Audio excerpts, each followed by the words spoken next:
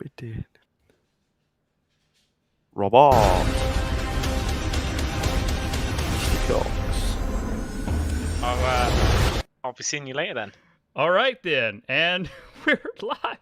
It is the 26th of March, and it is the second episode of Falcon and Winter Soldier, the Star Spangled Man live review and chat. I am not sure if anybody heard Josh, but he shouted, "I'm Jesus." So I can't help it. Anyway, I, of course, am Greg, and joining me is Josh. Hello. And today we are very, very excited to talk about the second episode of Falcon Winter Soldier. Hello, Caleb. Welcome aboard, brother. Okay, Josh. Your initial reaction to this episode. The first thing I noticed, and the thing that I noticed like consistently throughout, and also happens to be my favorite thing about the episode, is I like that with the three characters this episode follows, being John Walker, Sam Wilson, Bucky Barnes, we see them try to be like Steve Rogers and operate in the same way Steve Rogers did, and fail miserably. I think it works really well, and I think it's really nice setup that eventually they're going to come into their own and be their own versions of Captain America, regardless of who gets it, and it's going to be great. That's fair. That's fair. So let's get into it. What worked? I think a lot of things worked. I think the way they handled the altercation with the police works really well. Oh yeah. I think the therapy is. I'll admit I'm a little bit disappointed because I thought it was going to be much more of a lengthy scene, but there was still a lot to unpack there, and I thought it worked really well to show toxic masculinity again, which I thought was fantastic. Mm-hmm. I think the action half works. I think they do some really cool things in the action scenes, but there's also some questionable choices. Like there's one thing I really love about the truck fight scene, which is it doesn't happen as often as I'd like it to, but they use the camera in a really dynamic way with the shield throws. One of them, John Walker, throws the shield, it bounces off a guy, and then Bucky catches it on the way back, and as he throws it, it follows, the camera follows the shield naturally and quickly comes to a halt when he grabs the shield, and then John grabs it from his hand, and it's just really, it flows in a really nice way, and I wish all of the action looked like that.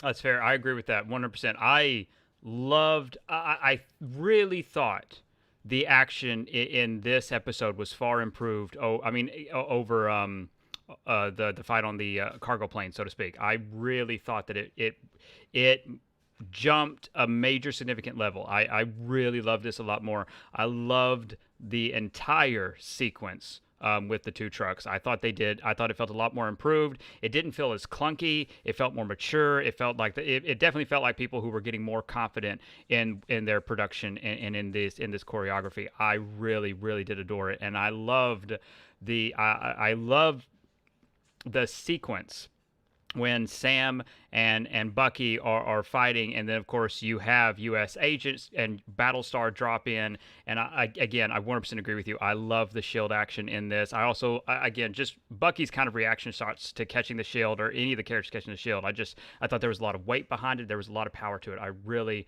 really loved it. Hello, I want to welcome all of my YouTube members: Frank, Ed, Cross. Thank you all. Caleb and Nerdcast. Hello, everyone. I hope you're having a wonderful day. So, okay, then, Josh, what did not work? It's mostly like nitpicky things. It's nothing really too major that ruins the whole episode. But I had a conversation earlier with a YouTube member, Jesse, talking about how there is still an awful lot of cuts, and it does cut in some weird places in the action scenes. I think overall the scenes are better than they are worse, but still there's some questionable cuts. I also think one issue I had initially, it did kind of turn into more of something that worked and didn't afterwards, because I did watch it twice on my second viewing. I appreciate it a lot more. Was I thought whilst watching the therapy scene, it felt like they were dancing around it a lot. But I realized again on my second watch that was them tackling the fact that men struggle to talk about their emotions, and they were building up to it. And then when when Bucky does talk about his feelings, it ends because, again, toxic masculinity, men aren't good at that stuff. So I ended up having an issue originally, but I ended up really enjoying it in the end. That's interesting. That's interesting to have that kind of perspective switch on the on a second viewing.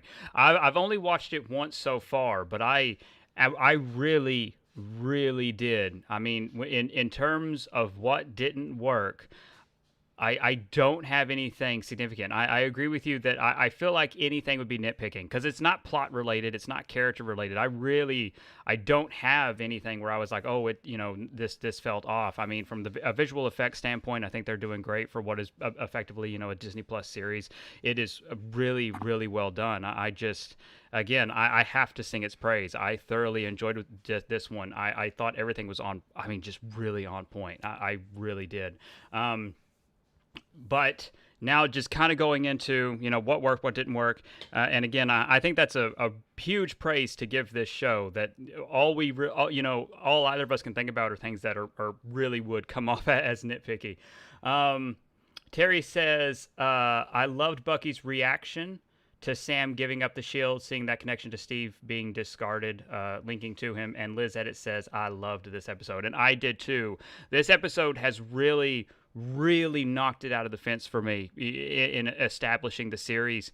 And of course, also, already, like, I'm super in love with this show now after this episode. I'm super in love with it. This might end, I mean, like, if they keep on this trajectory, this might end up edging out the WandaVision series for me. It could potentially do that. I really love this episode. It set a great standard. On top of the fact that we had numerous, like, if you want to talk about expanding the MCU, this show exploded. This show blew up. We got we not only did we get a full sequence with the new Captain America with John Walker, but we also got Battlestar, for God's sake, a character, honestly, I never thought I would end up seeing in live action, and they gave us Battlestar, and I couldn't believe it. And on top of Battlestar, we did get Isaiah and Eli Bradley. Now, if you follow this channel for a while, you'll know in a previous leak show, I did leak that Eli Bradley was going to be in this show and that he was going to be played by Elijah Richardson. So again, if you follow the show, you knew that leak. That's not a surprise to you. So it wasn't a surprise to me either, but it's great to see all of this come together. And I love Carl Lumbly. He's an amazing actor. I've had the pleasure of meeting him once before. If you don't know, he was the voice of J'onn J'onzz in the DCAU Justice League. If you don't know who J'onn J'onzz is, that's the Martian Manhunter. And so he voiced him throughout the DCAU from his first appearance in the Justice League through Justice League Unlimited, and he also reprised his role in some of the games. So I love that actor, and of course he has a relationship with WB. So I wanted to drop that. He's amazing, and again, this continues to deal with race on a fundamental level. Isaiah's experience as Captain America is not the same experience that Steve Rogers had, because it's like Isaiah said, they locked him up, arrested him, and they experimented on him, and that is an incredibly powerful story. To then right after we jump out to a sequence that I thought was incredibly powerful. So, real quick, I'm going to get to the comments. Ford says, I'm excited for Patriot. Cross says, even though we're not there yet, I just want to say that the casting for Isaiah Bradley is damn near perfect for me. I think, yeah, it is damn perfect. Terry says, the legacy of Captain America is definitely larger than life that no one man can live up to. Ed says, so what was that about the girl not being in charge last week? No, I'm telling you. Again, the text messages, they stole stuff. They were working for someone else, I'm telling you. Which, again, we now know, the power broker. There is one other shoe that hasn't dropped yet. Hey, Nerdcast. We'll have a more general show later. I'm going to keep this one just focused on Star Spangled Man real quick. I like to try to keep it tight, so to speak. He was also John's father in CW Supergirl. I didn't know that. I don't watch CW. And then Caleb says, that scene absolutely shocked me with Isaiah. Stop talking about shoes dropping. You're giving me chills.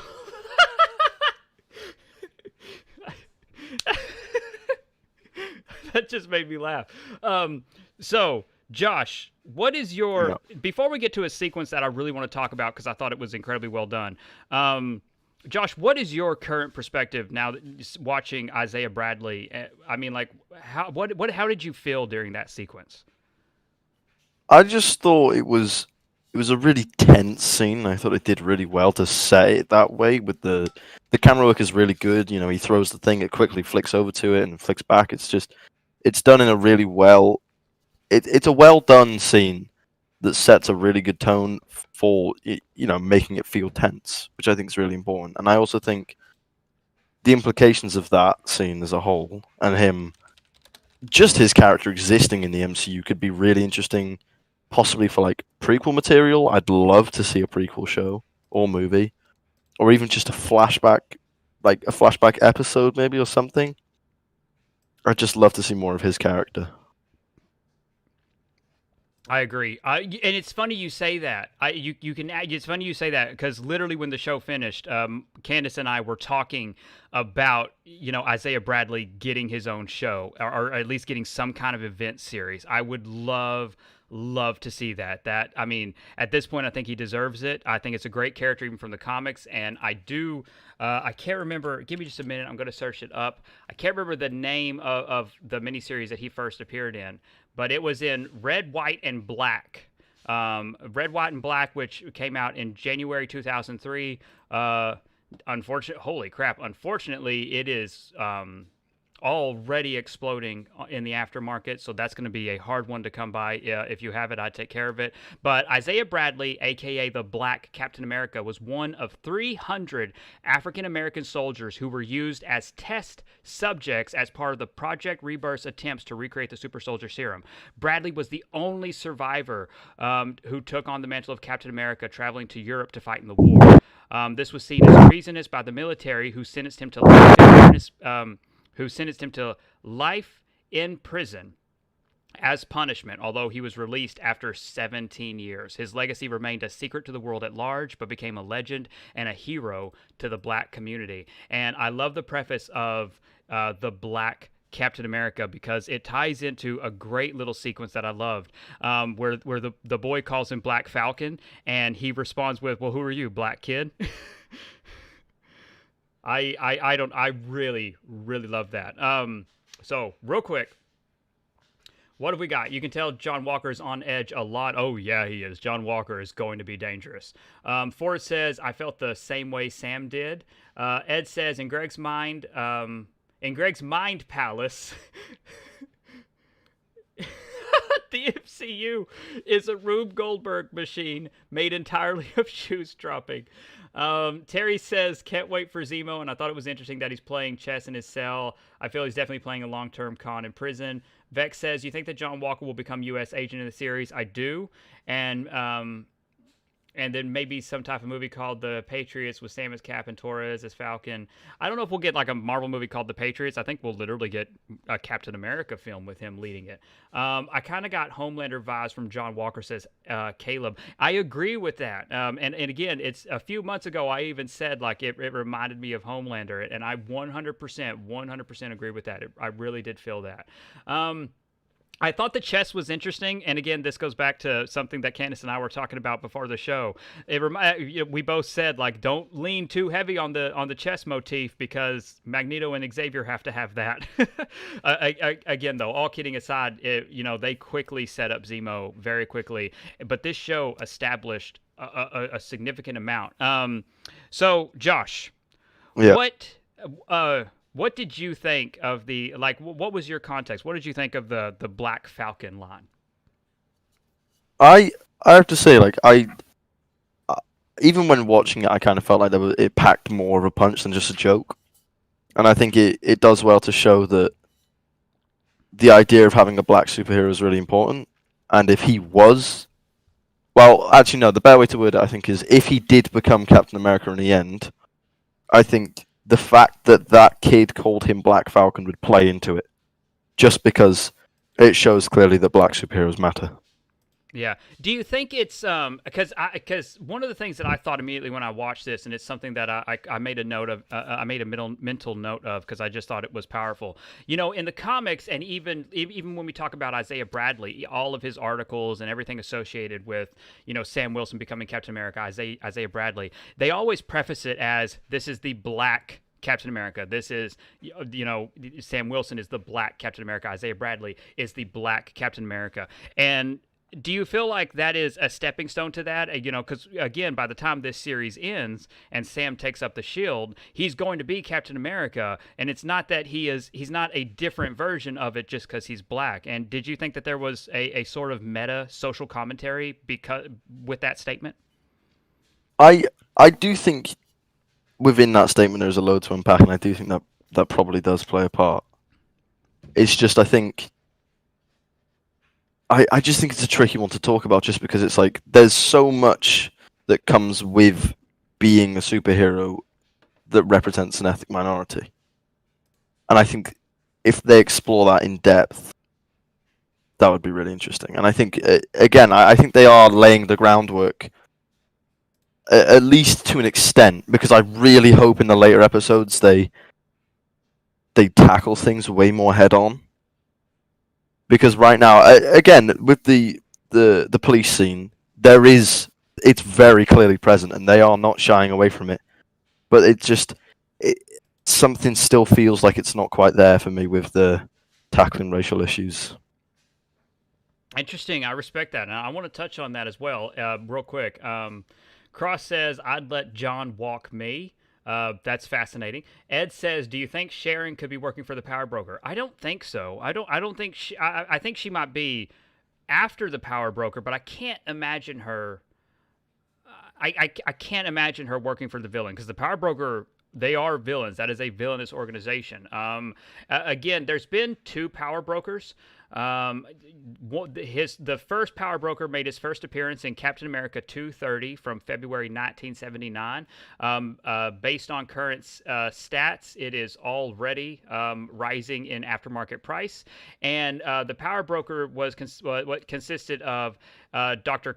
Carl Malice, a mad scientist who was experimenting on various superhuman individuals. And Carl went to work for the Power Broker Corporation, which was created by Curtis Jackson. And they used technology to augment the strength of paying customers. And they were known for experimenting on Battlestar. So I wouldn't be surprised if something happens to U.S. Agent Battlestar and they either become willing participants or Battlestar at least is captured.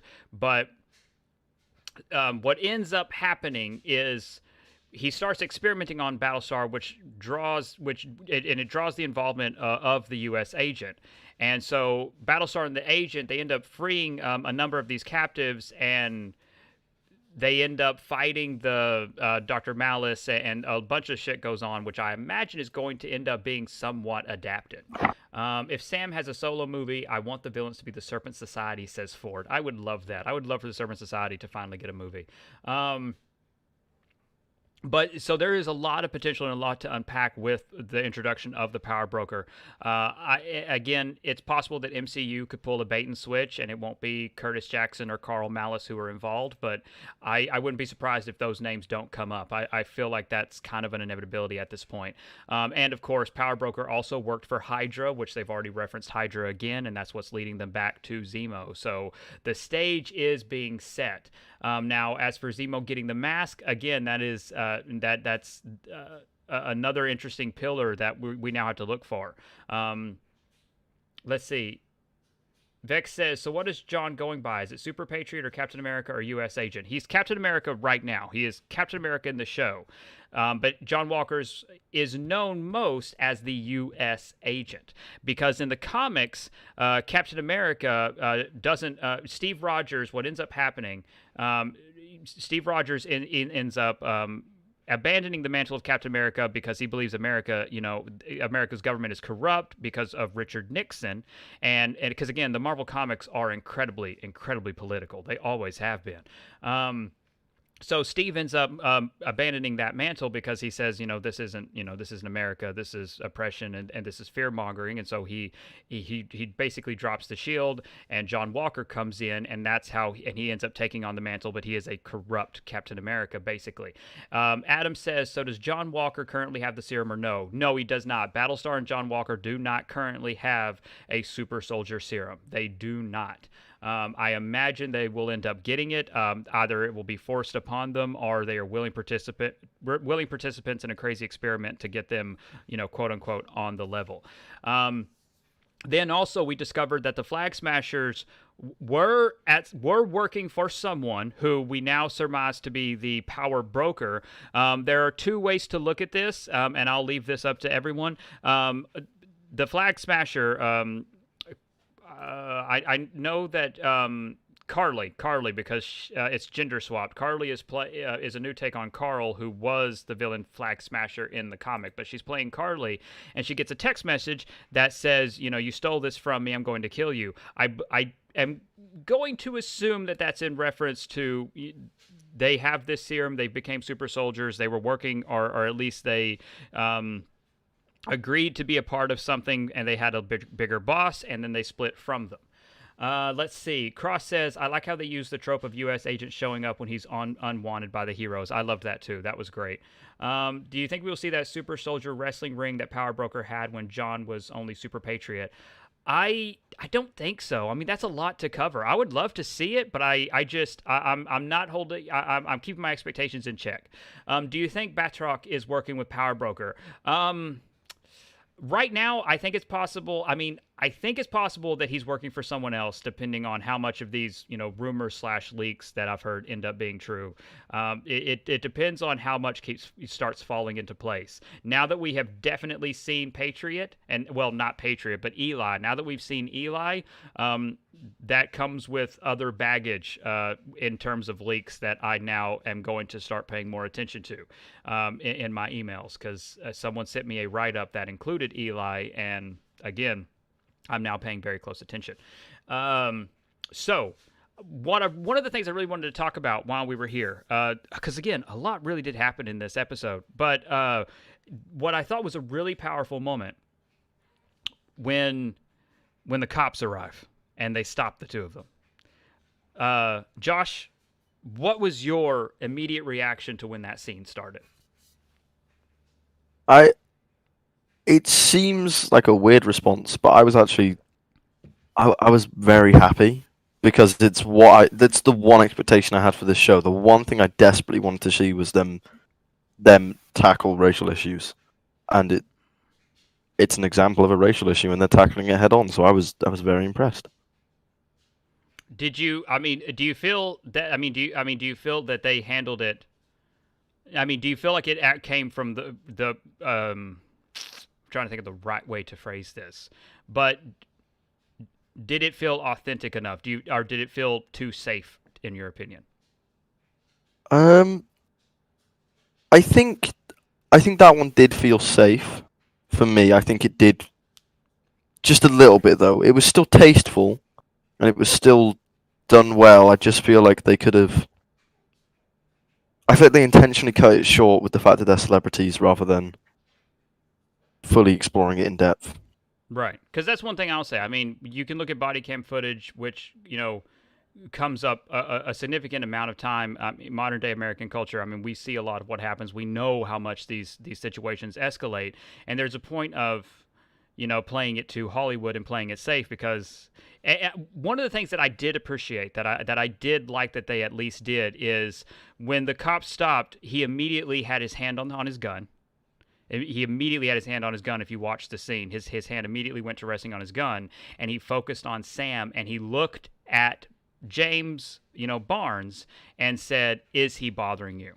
And I thought that was incredibly powerful, because it's just a black man being stopped by the cops is not the same as a white man being stopped by the cops. Never has been, never will be. Unfortunately, I mean, that's just, it's very unlikely that that's going to change anytime soon.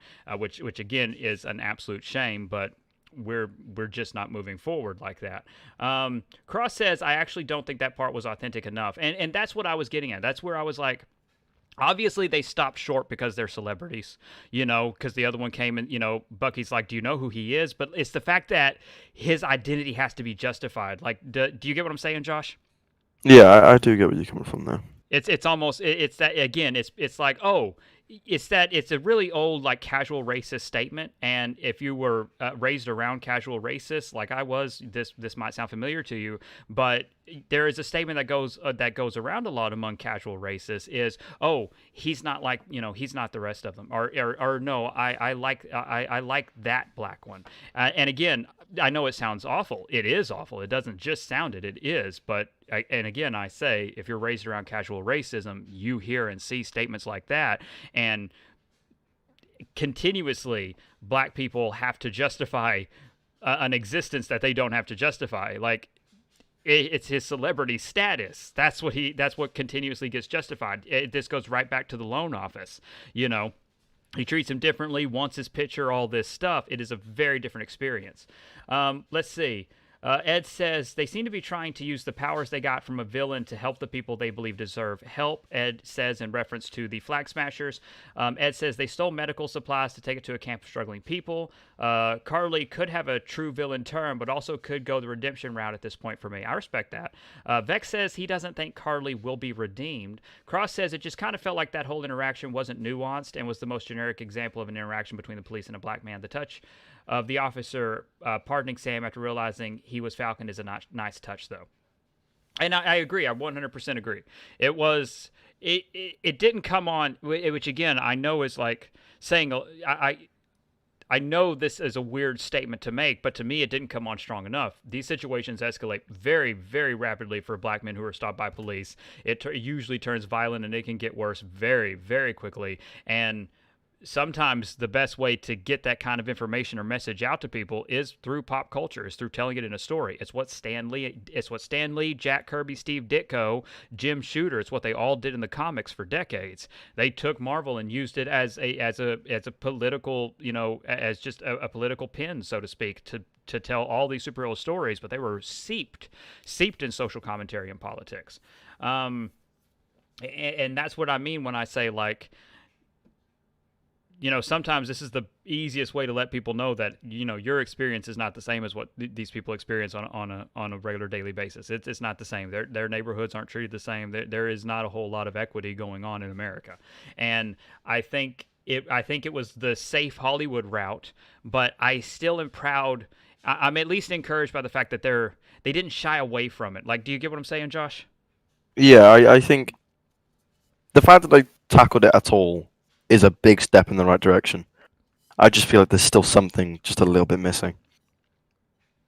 What do you, I mean, as we look ahead, because this is only 6 episodes, and we've watched 2, so we've only got 4 left. Like, for you, what would you like to see as we look ahead to, on a topic of racial commentary involving, Sam Wilson, now Isaiah Bradley and Eli and all these characters? What is something you would really like to see?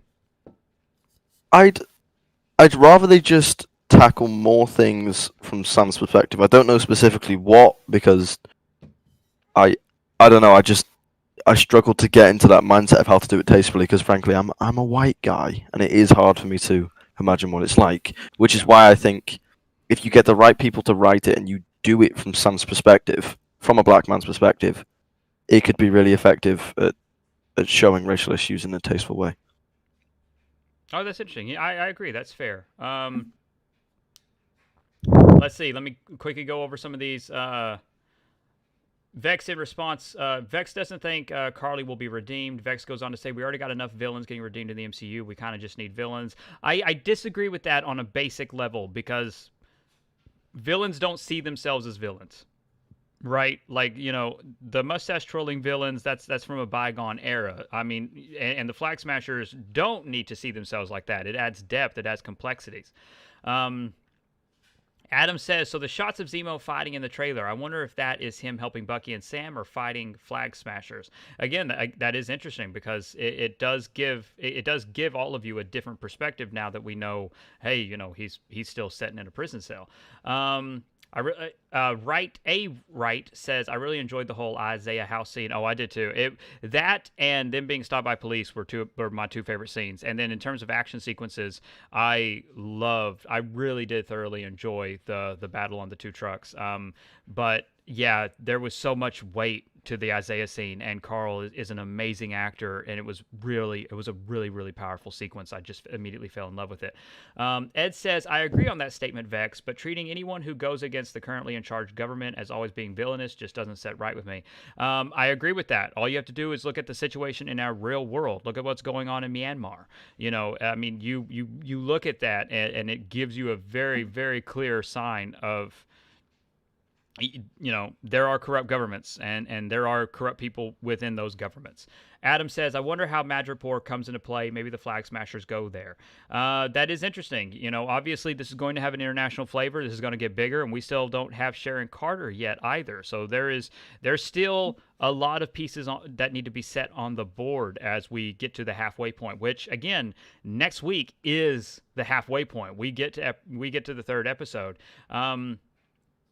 I have to wonder if it's Zemo who leads them to Madripoor, because again, Madripoor in the comics is steeped in mutant culture, superpowers, things like that. So I do wonder how they're going to play that, and if it's going to be significant, or if it really does end up being more of an Easter egg. So, Josh, as we look ahead, we've had a lot of reveals, a lot of characters and reveals this week. Now, I know you're not as steeped in Marvel Comics lore and history. But what did you think about how quickly all these characters came into play? I I can't. Again, I'm not, as you say, I'm not steeped in Marvel history. But from like a simple storytelling point of view, I think it's impressive that they managed to introduce so many characters and make them all feel at least somewhat developed, even if they've only got a line or two. That's fair. That's fair. And then, so looking ahead, especially now that Ed's kind of mentioned this about Carly and about being redeemed, so we're going to put this out in our betting averages. Do you think Carly will be on by the end of the series on Sam and Bucky's side? I don't think that'll ever happen. Interesting. Why not? I can see them working together for something, because I kind of have ideas going in my head that maybe in the next episode we'll see. I think we'll see Zemo break out and the introduction of Sharon Carter, and then the next episode after that it could be. I think they're going to decide to steal the shield. I really think they will, and then they'll end up, throw in that scene from the trailer where they're throwing the shield about. I reckon that will happen. I reckon they will steal it and go against the government, and I think as a result, we might see like a team up of sorts between them because they're both opposed to the government in this situation. But I don't think they'll ever be on the same page.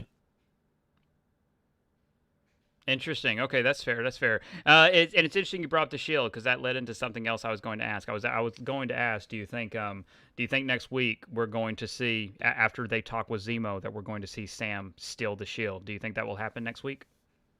I don't think next week. I think possibly the week after, because I think next week I kind of think next week we'll prioritize Zemo and Sharon, and then we'll see the next episode reintroduce everyone. And I kind of think, because I'm looking at Zemo and the role he plays and his obvious hatred for superpowered individuals. I think that container scene that we see, they're in like the shipyard with the containers everywhere and they're all fighting. We know Zemo and Sharon are there, and I wouldn't be surprised if John, Bucky, and Sam are there as well, and it's like a free for all. I think it'd be really cool if it was. Okay, that's fair. That's fair. Do you think, now that I've kind of given information on the Power Broker, if you didn't know about him before, do you think Marvel will pull a bait and switch and change the identity of the Power Broker? I can't. No, actually, I don't think it will be. Really? Yeah, I think they will keep it relatively similar. I think he would fit well into the story that's been set up. And hang on, just as a quick aside, there are only 4 episodes left. I'm going to type that out too, just to make sure. There are only There are 4 episodes left. So just so we're all on the same page, because I don't want people again. I know there's a lot of obsession over run times and how many episodes we're getting. I think there's plenty. I think there's a lot to enjoy. There's a lot to really dive into and sink your teeth into. But there are only 4 episodes left. There are not 6 or 5 episodes. It's just 4. So Apollo says, I think we'll see Madripoor be introduced at the end of next week's episode. That's interesting. That's interesting. Okay, so then Josh. Next question. This is something that we keep wrapping back around to. So, we're going to keep this in our averages, just like we did for WandaVision when we had some of those crazy rumors and stuff going around. Do you think Omega Red will be in this show? No, I really don't. I did a couple of weeks ago. I was like 90% sure. I'm 0% now. Okay. I just don't think he'd fit. Last week, also, I want to go back to something we talked about last week. Last week we talked about the Flag Smashers and how if they all ended up having the same powers, it probably wasn't going to be connected to mutants or Inhumans. How do you feel this week now knowing it looks like they're all just experimented on? It looks like they're all just getting some kind of super soldier serum. I'm not really too bothered about that because again, this is completely biased and I can see that, but I still think at least Terrigen Mistbomb will show up, and I do think it will go off. Oh, no, really? You think a Terrigen bomb will go off in this series? I really do, because I can't... Looking at what's coming up and what's being released, and, obviously, Kamala Khan, she gets hit by the mist bomb, the mist gets her. Yeah. I think this is probably the most appropriate place they could set that up, unless they do it in one of the movies. Interesting. So, when you say that, okay, so do you think that will happen soon, or do you think it's going to be something that happens in the finale? Oh, I think it will literally be the last thing we see. I really do. And so because this is interesting, so do you think it will be a domestic terrorist attack? Yes, I feel like it will be because I think it's on a relatively large scale in the comics, and I don't think they do it that big. I think it would be more of like a small terrorist group doing it, or it would literally be the Flag Smashers are like, all right, we like superheroes, or well, they like having powers, so I guess they'd like release the Terrigen Mist so that everyone could get them, and maybe that's why they do have powers, some sort of weird, mutated or changed version of the Terrigen Mist that gives them all the same powers. That's interesting. Okay, see, that adds a different conversation and layer to it as well. So, of your mind, they which one do you think is more likely that they're just getting like a Project Rebirth super soldier serum, or that it is a some kind of modified Terrigen Mist? Well, it could be flipped on its head. It could be the other way around. It could be that the Terrigen Mist is some sort of weird modified version of the super soldier serum. Oh, okay. Okay, I'll give you that. That's fair. Then, of course, as always, we know that Madripoor is coming in this show. Do you think we will hear the word mutants in this series? Maybe not here. I think possibly and quickly the camera could pan past something saying mutants or something like that. I do think there'll be more nods to mutants, but I'm not sure about confirmation in people saying, "Oh yeah, there's mutants over there," or something like that. And then, of course, going back to another leak / again could just be crazy rumor as always. The appearance or reference of Weapon, not the character, not Wolverine, but the Weapon X program or the Weapon Plus program. I do think that's possible. Yeah, I think you could. I think Weapon Plus, and I'll kind of merge them into one. Okay. Just, to kind of keep everything simple. I just think it would fit because John Walker could kind of, if they decide to go with him getting his powers from the government, I feel like you could say, "Oh yeah, this is the Weapons Plus program doing this," or something like that. Oh, okay, that's fair. I like that. I see where you're coming from. And then again, this feels kind of impromptu to discuss. Especially there are some details that we know, but do you? Because I asked it last week, I'm going to ask it again this week. Will Sam Wilson become Captain America? Yeah, I'm 100% sure of that, actually. I really think he will. Okay. Is there anything, looking at the two episodes and looking at where it goes, we've seen WandaVision. Is there anything at this point like that would really disappoint you?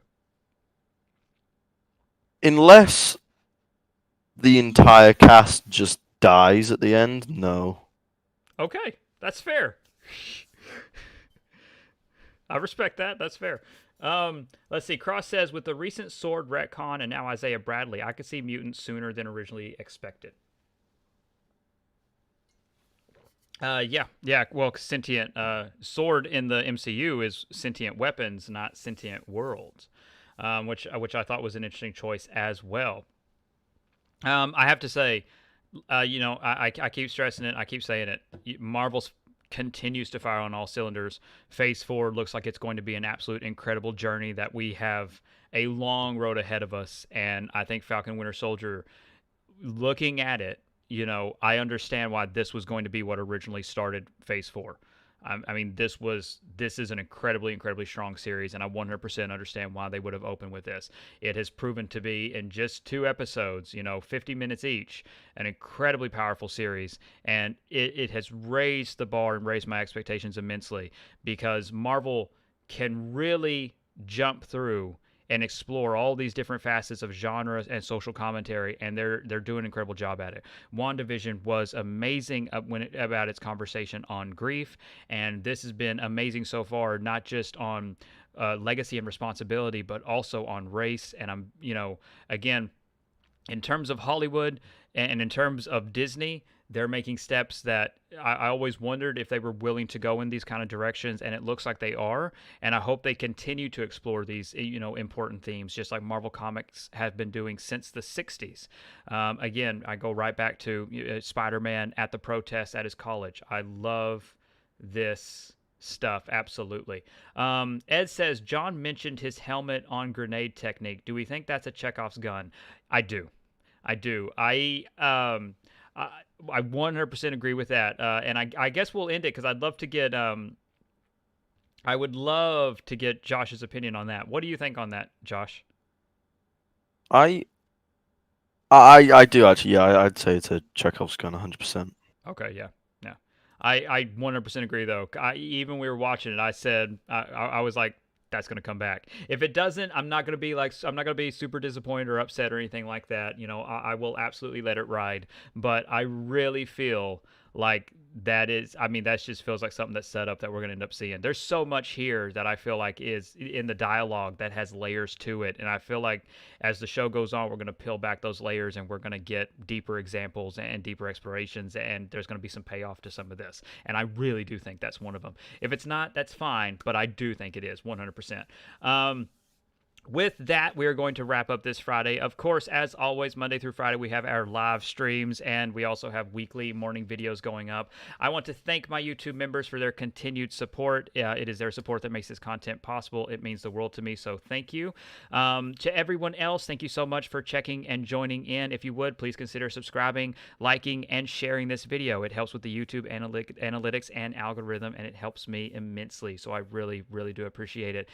We will see all of you later. I will, of course, be hanging out in the Earth's Mightiest Lounge. And again, until Monday, and of course, until next Friday, which is a long wait at this point, because I really think next week's going to be something special. So, bye, everyone.